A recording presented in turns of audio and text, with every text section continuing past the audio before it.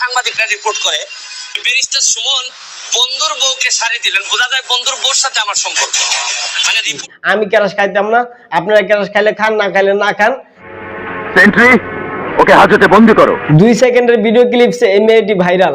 Barrister Suman যখন তার বন্ধুর বউকে উদ্দেশ্য করে একটি বক্তব্য দেয় মিডিয়ার সামনে, তখন ওই বক্তব্য শুনে এই মেয়েটি একটু মুচকি হাসি দেয়, আর ওই মুচকি হাসির মাধ্যমে সে হাজার হাজার ছেলেদের মন কেড়ে নেয়।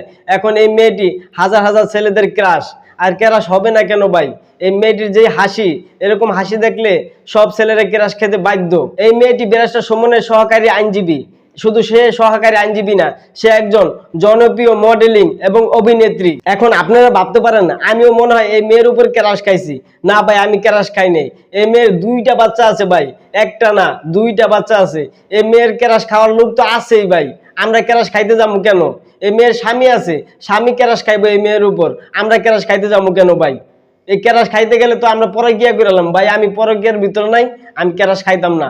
আর এই মেয়ের কিছু পিক দেখেন, এরকম পিক দেখলে আমি কিভাবে ক্যারাস খামু? এইসব পিক দেখলে যে কোনো ছেলেরা ক্যারাস খাইতো না। আর একটা কথা বলি, এই মেয়ে কিন্তু কুত্তারে বেশি পছন্দ করে, মানুষের দিকে কিন্তু বেশি পছন্দ করে কুত্তারে। সে খাইতে গেলে কুত্তা নিয়ে যায়, ঘুমাইতে গেলে কুত্তা নিয়ে যায়, হইতে গেলে কুত্তা নিয়ে যায়, সব জায়গায় তার কুত্তা থাকা লাগবো।